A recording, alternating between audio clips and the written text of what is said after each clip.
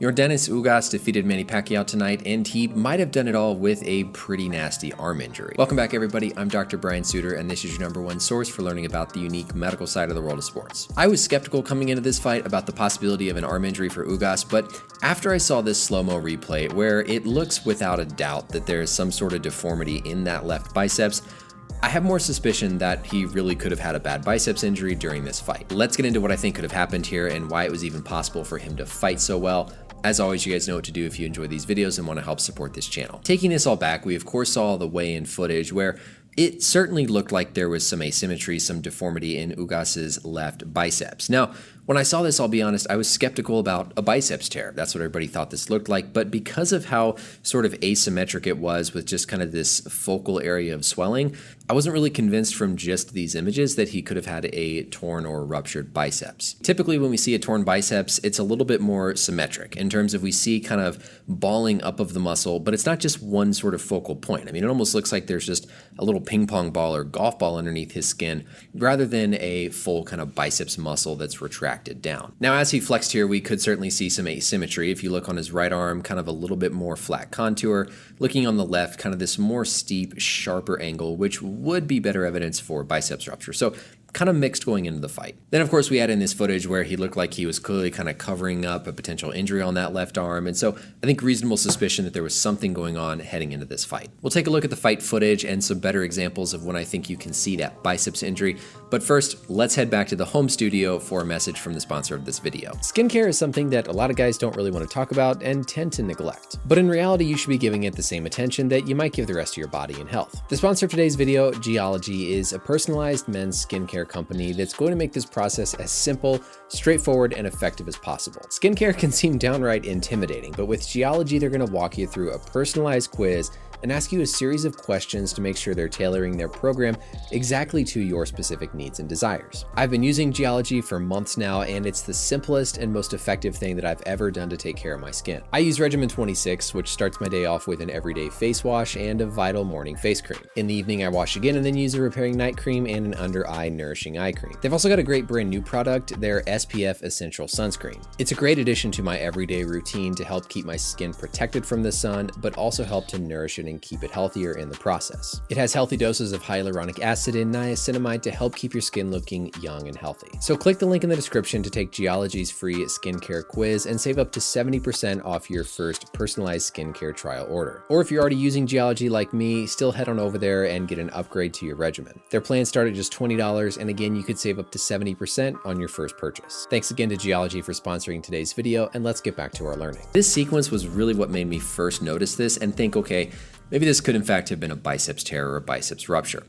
As we see Ugas's left arm kind of extend out, come back here, look at that abnormal contour and just lump that you can see in that lower portion of his arm. I mean, there is really no doubt at what we're looking at here with this just what looks like balled up muscle down at that lower aspect of his upper arm. You would have to have some really abnormal soft tissue mass or something underneath the skin to cause that significant of a deformity that we see there with what looks like that balled up muscle there at the end of his arm. And just to compare this to his other side, so if we keep this image here, and then we go look later on in the fight, this is his right arm. And just look at the difference that we're seeing here of that right arm, much more symmetric, kind of normal contour of a good fluid biceps muscle compared to the left side where we see it all balled up down by the elbow. Now, a lot of people are gonna wonder why in the world he did so well if he has, in fact, a torn biceps. Well, it turns out that you can function pretty darn well with a rupture of specifically the upper tendon of the biceps.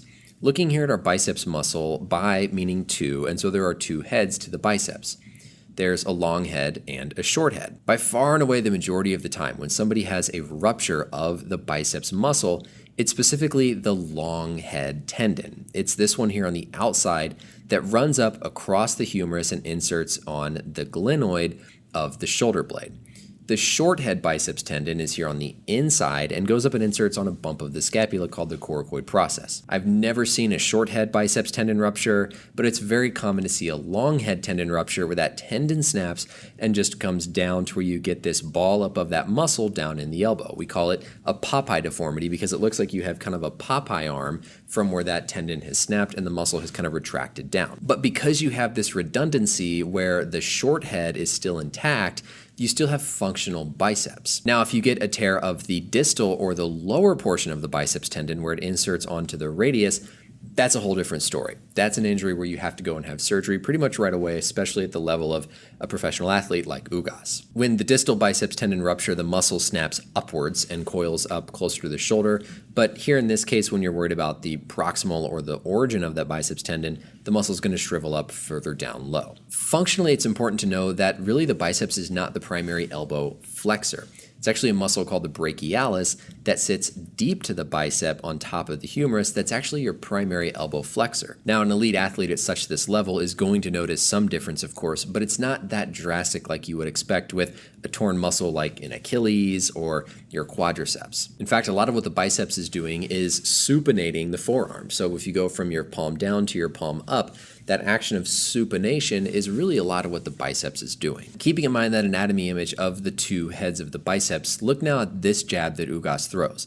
Here as he extends through, you can actually almost see specifically that short head of the biceps with the tendon that's going to run up more on the inside, but you can tell how there's this little deformity. There's kind of this defect in that outer portion of what looks like the long head of the biceps muscle as he extends that arm out. You can really see that kind of dip, that divot, where that muscle looks deformed. And as he kind of finishes that follow through, you can still see that kind of bulge there at the end that looks asymmetric for that outer long head of the biceps compared to that inner short head of the biceps. So if he did in fact have a biceps rupture, this is certainly a remarkable feat, but nothing that would be impossible based on just the function of the biceps muscle.